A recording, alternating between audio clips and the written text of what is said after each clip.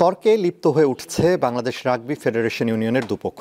নিয়মিত মাঠে খেলা রাখা ঝক্কি থেকেও বড় বিষয় হয়ে দাঁড়িয়েছে সংস্থার হাতে গোনার সাফল্যে ভাগ বসানোর কাজ।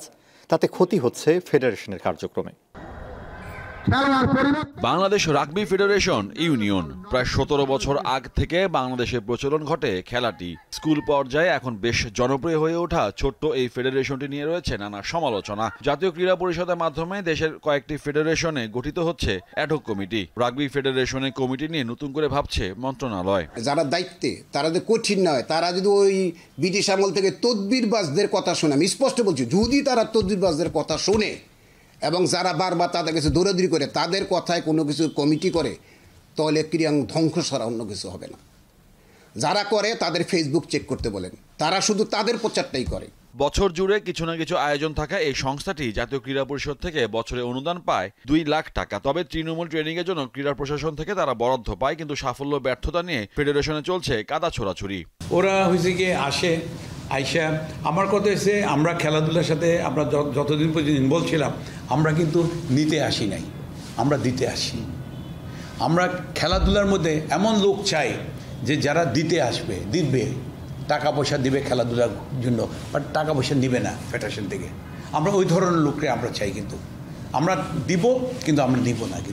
কিন্তু ম্যাক্সিমাম ক্ষেত্রে দেখা গেছে ওই নিতে আসছে, সবাই নিতে আসে আর একটা কার্ড বানায় বলে আমি অমুক ফেডারেশন সেক্রেটারি, অমুক ফেডারেশন প্রেসিডেন্ট, আমি এই দেখি।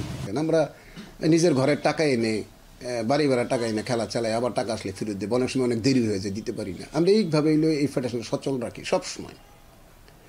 সরকারি অনুদান আসে, অনুদান বেশি কাজ করি। 21 সালে 365 দিনে 280টা প্রোগ্রাম করছি, যেটা এশিয়া রাগবিও প্রচার করেছে, সমস্ত সাংবাদিকরা নিউজ করছে, এখন আমাদের ফেসবুকে আছে। এগুলো কীভাবে হয় বলেন? আসি খেলায় বুট দেখে আসি, বুট দেখে আসার পর আমি দেখে আসি এটার দাম সবচেয়ে বেশি 2,500 টাকা। তো আমি তখন সেক্রেটারি বললাম, বাইরে বললাম যে ভাই বুট নিয়ে আসেন। ওরা করে কি 600-700 টাকা দামের বুট আইন না 2,500 টাকা বিল করে। তো লো কোয়ালিটির জিনিসপত্র, এগুলো তো আমাদের যারা খেলোয়াড় বা কোচ তারা নিজেরা পছন্দ করে সব বানায়। অভিযুক্ত করতেই পারে, আপনাকে আটকানোর জন্য তো বিভিন্ন অভিযোগ হইতে পারে। তো এগুলো স্ট্যান্ডার্ড হবে না কেন? 2015 সাল থেকে আন্তর্জাতিক রাগবি পরিমণ্ডলে যাত্রা শুরু করা বাংলাদেশ 2018 সালে সিঙ্গাপুরে এশিয়া কাপ প্রতিযোগিতা হয়েছিল প্লেট চ্যাম্পিয়ন। আমি শুধু বাংলাদেশের জন্য না, এশিয়াতে অনেক দেশে আমার কন্ট্রিবিউশন আছে, আমাদের কন্ট্রিবিউশন আছে, যারা এই রাগবিকে ছড়ানোর জন্য প্রত্যেকটা জায়গায়, প্রত্যেকটা সেক্টরে ছড়ানোর জন্য আমরা কাজ করে যাচ্ছি। এখানে টাকা পয়সা বা মানির কোনো ইনভলভমেন্টের কোনো ব্যাপার নাই, কারণ আমরা এখানে স্পোর্টস করি। আমরা একটা পাগল স্পোর্টসম্যান, আমরা স্পোর্টস অর্গানাইজার।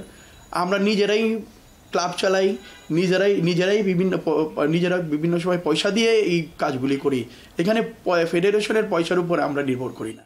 সকল সমস্যা কাটিয়ে নতুন বাংলাদেশে রাগবি সহ সকল খেলার মান বৃদ্ধি পাক, এমনটাই চাওয়ায় দেশের সাধারণ মানুষের। মোহাম্মদ হাসিব, দীপ্ত স্পোর্টস, ঢাকা।